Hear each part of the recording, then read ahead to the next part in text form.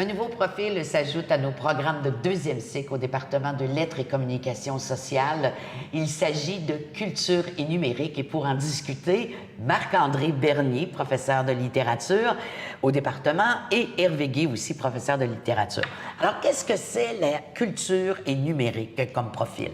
C'est un nouveau profil de notre maîtrise en lettres qui va permettre de former des idéateurs et des idéatrices qui vont inventer des nouveaux dispositifs pour mettre en lien des activités culturelles et les publics de la culture.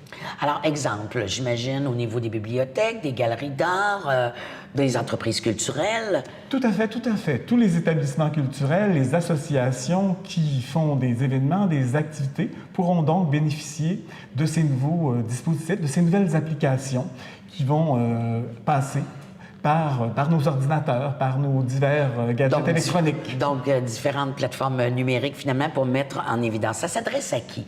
Alors, des gens qui ont un bac en littérature, en communication, peuvent-ils s'inscrire à ce genre de profil? Ce qui est formidable dans ce programme, dans son nouveau profil-là, c'est qu'on va pouvoir recevoir des étudiants qui ont été formés non seulement en lettres, mais aussi en arts, en sciences sociales, en sciences humaines, et même éventuellement dans d'autres disciplines du programme, comme, je ne sais pas moi, la gestion, les sciences.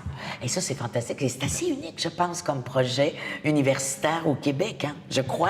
Bien, c'est le seul en français qui s'occupe de cette dimension-là en particulier. Oui.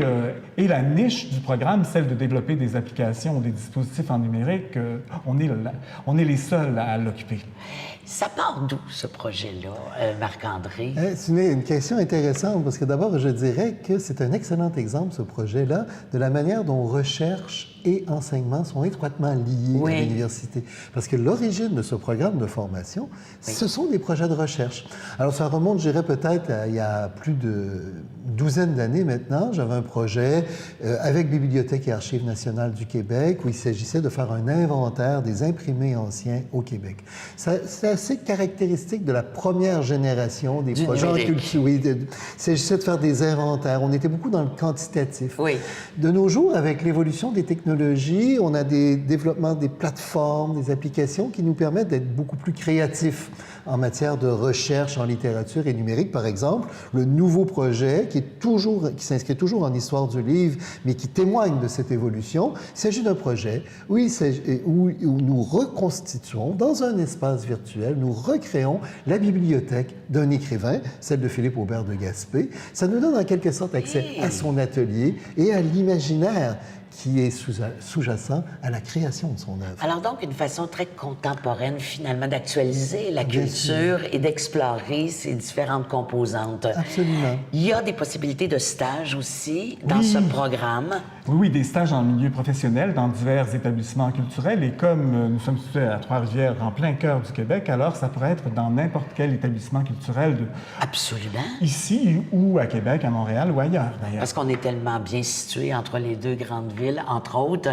Il y a aussi, je pense, un partenariat avec des universités. Je pense que tu as travaillé, entre autres, sur des projets d'application avec deux universités. Oui, on a participé notamment à l'établissement d'une première école d'été en culture et numérique qu'on a lancée avec l'Université de Rennes et l'Université de Victoria.